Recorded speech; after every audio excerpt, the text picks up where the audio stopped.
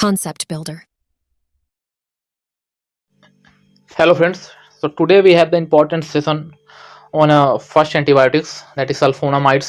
ठीक है, sulfonamides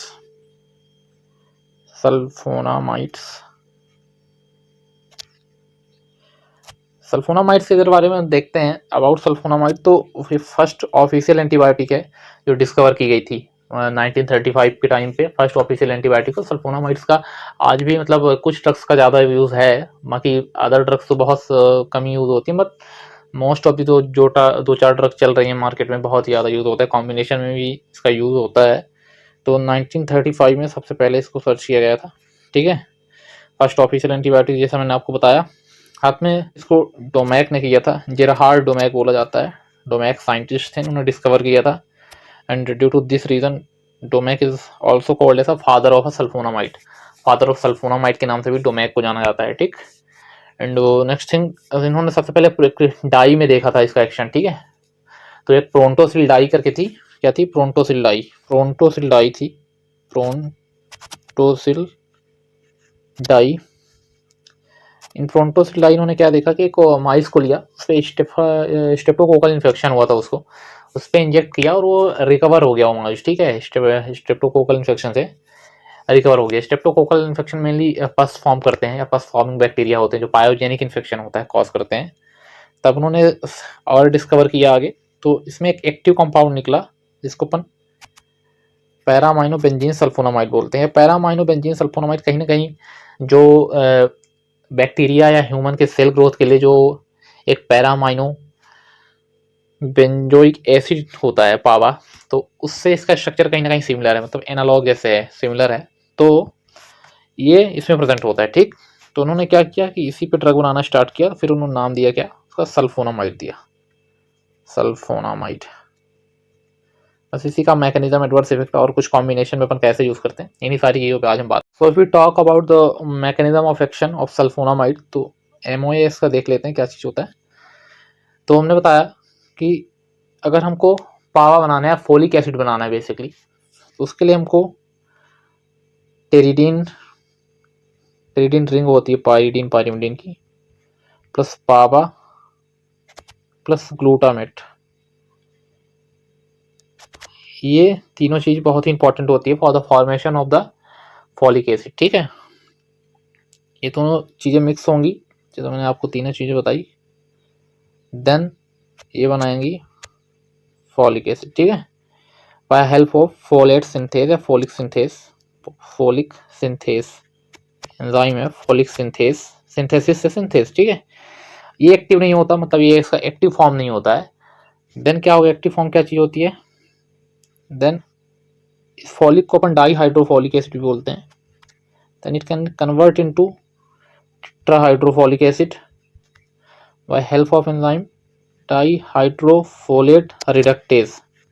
ठीक, डाईहाइड्रोफोलेट रिडक्टेज एंजाइम की हेल्प से dihydrofolic acid can be convert into tetrahydrofolic acid. ठीक, ये इसका एक्टिव फॉर्म होता है। तो सल्फोनामाइड का क्या एक्शन होता है, सल्फोनामाइड जो अपनी होती हैं वो जो फोलिक सिंथेस हमने इसे प्रीवियस स्लाइड में देखा, तो फोलिक सिंथेस को इनहिबिट करके सल्फोनामाइड वर्क करती हैं। सल्फोनामाइड कॉम्पिटिटिव इनहिबिशन होता है mainly, inhibit the folic synthase. ठीक है, और ये इसने फॉलिक सिंथेस को इनहिबिट कर दिया। कुछ और ड्रग्स होती हैं जो DHFRS को भी इनहिबिट करती हैं, डाईहाइड्रोफोलेट रिडक्टेज को इनहिबिट करती हैं, उनको एंटीफोलेट भी अपन बोलते हैं। कभी कभी क्वेश्चन में आपको एंटीफोलेट के नाम से भी पूछ लेता है, तो उसमें आपको कंफ्यूज नहीं होना है आपको। तो पढ़ाई ऐसी कीजिए कि उसमें कंफ्यूजन का कहीं भी नामो निशान नहीं होना चाहिए। ठीक है, तो कौन कौन सी ड्रग होती है आपने पढ़ा होगा, पायरीमेथामिन पढ़ा होगा, मलेरिया में आपने पढ़ा होगा पायरीमेथामिन। ठीक है, मेथोट्रेक्सेट आपने कैंसर में पढ़ा होगा, मेथोफोलेट एंटागोनिस्ट होता है मेथोट्रेक्सेट। ठीक, साथ में ट्राइमेथोप्रिम आपने, ये भी अपने बैक्टीरियल इन्फेक्शन के लिए मेनली यूज होता है ट्राइमेथोप्रिम। ये तीनों ड्रग DHFRS को इनहिबिट करके वर्क करती हैं, या एंटीफोलेट इसको आप बोल सकते हो।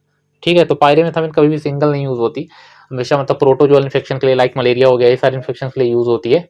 तो इसको अपन कॉम्बिनेशन में ही देते हैं। और जब हम इसको सल्फोनामाइड को या इन किसी में से किसी ड्रग को अगर हम सल्फोनामाइड के साथ कंबाइन करते हैं तो फिर वो साइडल में हो जाती है, मतलब कन्वर्ट हो जाती हैं। बेसिकली अगर सल्फोनामाइड की बात करोगे तो जितनी भी सल्फोनामाइड्स होती हैं सब बैक्टीरियोस्टैटिक होती हैं, ठीक है। ऑल सल्फोनामाइड्स आर बैक्टीरियोस्टैटिक, सब बैक्टीरियोस्टैटिक होती हैं, ठीक है। बैक्टीरियोस्टैटिक मीन्स ग्रोथ को इनहिबिट करके वर्क करती हैं। बाकी अगर उन तीनों ड्रग्स में से अगर सल्फोनामाइड को भी उसमें अगर कॉम्बिनेशन के रूप में दोगे then it work as a bactericidal, उसको मतलब ग्रोथ को सीधे इनहिबिट नहीं किल कर देती हैं बैक्टीरिया को। So further we have the sulfonamide adverse effect mnemonic के रूप में करेंगे, जिससे ये हमको हमेशा याद रहे। तो निमोनिक क्या बोलता है अपना, जैसे आरसीबी से हमको हमेशा ही आशा रहती है कि हर साल ट्रॉफी लेके आईपीएल की आएगी, लेकिन ऐसा हो नहीं पाता। कोई हेट नहीं है विराट कोहली आरसीबी के लिए, also fan of Virat Kohli and RCB too, ठीक है। बट एक मेमोराइज वे में अपन याद रखेंगे, फोटोग्राफिक चीज़ें ज़्यादा जल्दी याद होती हैं, रिवीजन करने में इजी रहता है, इसलिए मैंने पिक्चर भी लगा दिया है, ठीक है। चलो, तो आरसीबी से, तो आर से अपना क्या हो जाएगा, मतलब जितने भी लेटर्स हैं मतलब वर्डिंग प्रेजेंट है उनका पहला जो लेटर है उससे कुछ ना कुछ मीनिंग है, ठीक। तो आरसीबी ये हो गया अपना आशा। तो आर से अपना रैस हो जाएगा, मतलब जो सल्फोनामाइड्स होते हैं एलर्जिक रिएक्शन या रैसेस कॉज करते हैं, इनको हम स्टीवन जॉनसन सिंड्रोम बोलते हैं, ठीक है, स्टीवन जॉनसन सिंड्रोम। देन हमारे पास क्रिस्टल यूरिया है सी से, ठीक है। क्रिस्टल यूरिया इसलिए कॉज करता है सल्फोनामाइड, क्योंकि सल्फोनामाइड जब अपन एडमिनिस्टर करते हैं ऑरली तो ये इतना सोल्यूबलाइज नहीं हो पाता बॉडी में, सोल्यूबल नहीं हो पाता, ड्यू टू दिस या लेस सोल्यूबिलिटी की वजह से ये क्रिस्टल यूरिया कॉज करता है। और क्रिस्टल यूरिया में कहीं ना कहीं ऑब्स्ट्रक्शन भी कॉज कर सकता है। तो अगर आप हैवी डोज में ले रहे हो तो कहीं ना कहीं समवेयर रेनल फेलियर के भी हाई चांसेस हो सकते हैं, ठीक है। बस इसमें एक ड्रग होती है सल्फा सॉक्साजोल, ठीक है, सल्फा सॉक्साजोल। इसकी सॉल्युबिलिटी थोड़ी, मतलब जितनी भी सल्फोनामाइड्स की ड्रग हैं सबसे ज़्यादा अगर सॉल्युबिलिटी देखी जाए तो इसी ड्रग की होती है, मैक्सिमम सॉल्युबिलिटी होती है इसकी, ठीक है। देन बी से बिलीरुबिन का डिस्प्लेसमेंट करता है। पता होगा अगर बिलीरुबिन के बारे में आपको, बाई प्रोडक्ट होता है बस हीम का जब ब्रेक डाउन वगैरह आरबीसी का होता है, बाई प्रोडक्ट रूप में बिलीरुबिन भी बनता है ना। तो बिलीरुबिन क्या होता है कि फ्री फॉर्म में ब्लड में नहीं प्रेजेंट होता है, बॉडी में फ्री फॉर्म में प्रेजेंट नहीं होता हमेशा। ये जो हिपैटिक सेल्स होती हैं उनमें साइनोसाइड्स प्रेजेंट होते हैं हिपैटिक सेल्स में, वहाँ से एक एल्ब्यूमिन रिलीज होता है प्लाज्मा प्रोटीनों का। हमेशा प्लाज्मा प्रोटीन एल्ब्यूमिन के साथ बाइंड रहता है बिलीरुबिन। ड्यू टू दिस क्या होता है, कभी फ्री फॉर्म में प्रेजेंट नहीं होता। फ्री फॉर्म में प्रेजेंट नहीं होता तो कोई दिक्कत भी नहीं होती। जब अपन सल्फोनामाइड एडमिनिस्टर करते हैं, ठीक है, सल्फोनामाइड आपने दी, तो सल्फोनामाइड जाके उससे बोलेगा प्यार से पहले कि हट जा, मेरे को बाइंड हो जाने दे, कि तू इतने दिनों से बाइंड है, मेरा भी मन कर रहा है, मैं सिंगल घूम रहा हूँ ऐसे। तो वो बोलेगा नहीं, मैं नहीं होने दूंगा। फिर दोनों के बीच में कॉम्पिटेटिव इनिबिशन होगा और फिर कॉम्पिटिशन में सल्फोनामाइड जीत जाता है, समझ रहे हो। पुरानी जैसी चीज़ें पहले होता था ना कॉम्पिटिशन, तो जीत जाता है। जीत के क्या करेगा, एल्ब्यूमिन से वो बाइंड हो जाएगा, तो ये कर देगा। ये डिस्प्लेसमेंट है, अपनी भाषा में इसको डिस्प्लेसमेंट बोल दोगे, ठीक है, लैंग्वेज इट इज डिस्प्लेसमेंट। और बिलीरुबिन जैसे डिस्प्लेस होगा वो ट्रेवल करने की कोशिश करता है ब्रेन के साइड। अब ब्रेन के साइड जाएगा, ठीक है। तो अगर नॉर्मल पर्सन में देखोगे तो ब्रेन में ट्रिपल बी होता है, ब्लड ब्रेन बैरियर प्रेजेंट होता है ना, ट्रिपल बी प्रेजेंट होता है, ब्लड ब्रेन बैरियर। तो ये इसको जाने नहीं देता, ठीक है, क्रॉस नहीं करने देता है, ठीक है। और यहीं अगर आप इन्फेंट में बात कर लेते हो, न्यू बॉर्न में बात कर लेते हो कोई है, तो उसका ट्रिपल बी इतना अच्छा डेवलप नहीं होता। ड्यू टू दिस क्रॉस कर जाता है ट्रिपल बी को और ब्रेन में जाके ये बेसल गैंग्लिया में एक्यूमुलेट होता है। ब्रेन के पार्ट में जो बेसल गैंग्लिया वाला पार्ट होता है वहाँ पे जाके एक्यूमुलेट होगा और वहाँ पे कर्निक टेरस कॉज करता है। फैंसी सीटर में याद रखेंगे, पूछता है कर्निक टेरस, कर्निक टेरस एक टेरस बड़ा आ जाता है, तो कहीं ना कहीं जॉइंट डिस्क के साइड मतलब इसका इंडिकेशन होता है। तो कर्निक टेरस कॉज करता है, mainly neuronal joint disc cause करता है बोल सकते हो आप। लाइक इक्टेरस एक वर्ड होता है, उसका डिस्कलेशन ऑफ स्क्लेरा, जो येलो कलर डिस्कलेशन हो जाता है स्क्लेरा का, उसको इक्टेरस बोलते हैं, ठीक है। ऐसे ही कर्निक टेरस होता है। देन ए से अपना ए प्लास्टिक एनीमिया हो जाएगा, फोलेट की कमी की वजह से कहीं ना कहीं एनीमिया तो कॉज करेगा, ठीक है। देन एसएलई एक ऑटोइम्यून टाइप की डिसीज होती है, ठीक है।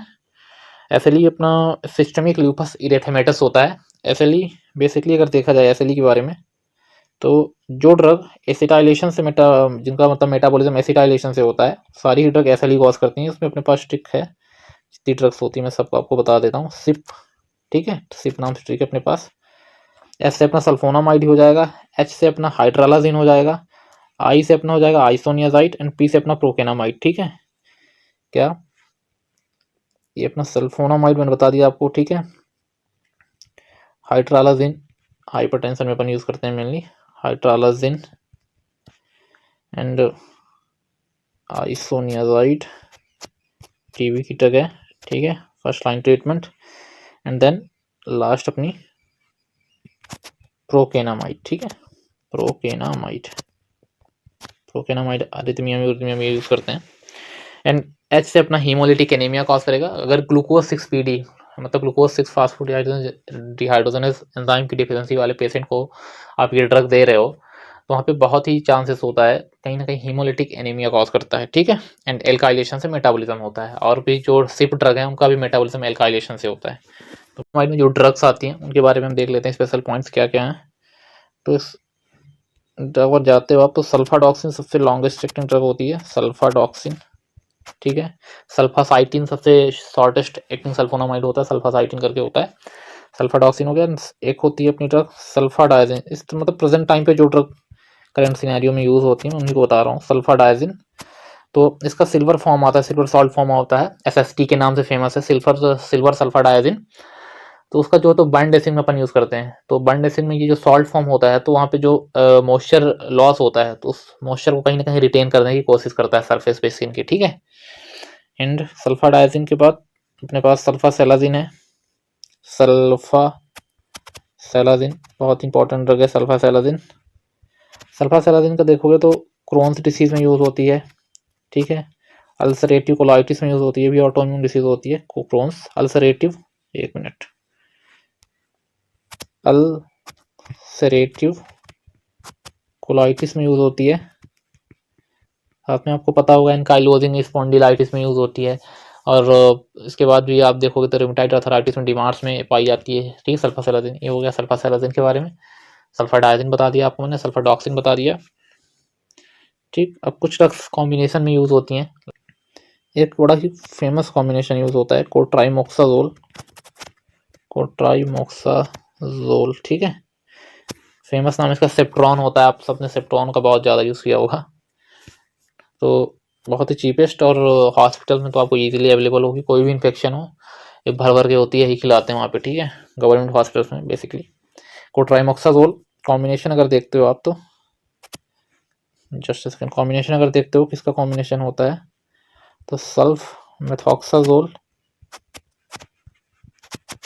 मेथोक्साजोल प्लस ट्राइमेथोप्रिम का कॉम्बिनेशन होता है, ट्राइमेथोप्रिम का कॉम्बिनेशन होता है।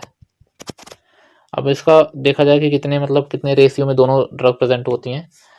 तो अगर बाहर बात किया जाए मतलब जब टैबलेट में कितना कंसंट्रेशन होता है तो 1:5 का होता है, या बोल सकते हैं 5:1 का होता है।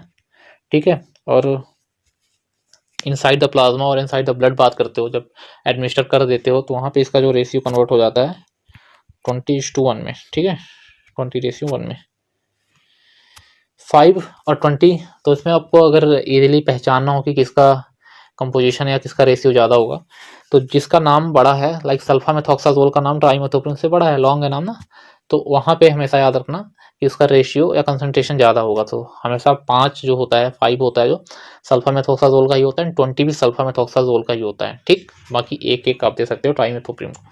ठीक है, ऐसे याद रखना इस चीज़ को। एंड एक पायरिमिथामिन जो है अपने पास, पायरिमिथामिन का हम यूज़ में करते हैं मलेरिया, मैंने आपको बताया। कॉम्बिनेशन में ही देखते हैं इसको भी, सल्फाडॉक्सिन के साथ यूज़ होती है कॉम्बिनेशन में। ठीक है, malaria and along with malaria it is also use in toxoplasmosis. ठीक है, टोक्सोप्लाज्मोसिस में यूज होती है, लिख देता हूँ सेकंड। ये कॉम्बिनेशन जो आपका है टोक्सोप्लाज्मोसिस में यूज होता है। ठीक है, ये हो गया इसका यूज़। तो अपना सल्फोनामाइड यहीं तक था। बाकी अगर और आपको कुछ डाउट होता है इसके बारे में तो आप टेलीग्राम पे या तो कमेंट बॉक्स में पूछ सकते हैं, मैं आपका डाउट क्लियर कर दूंगा। And keep supporting us, share करिए वीडियो को।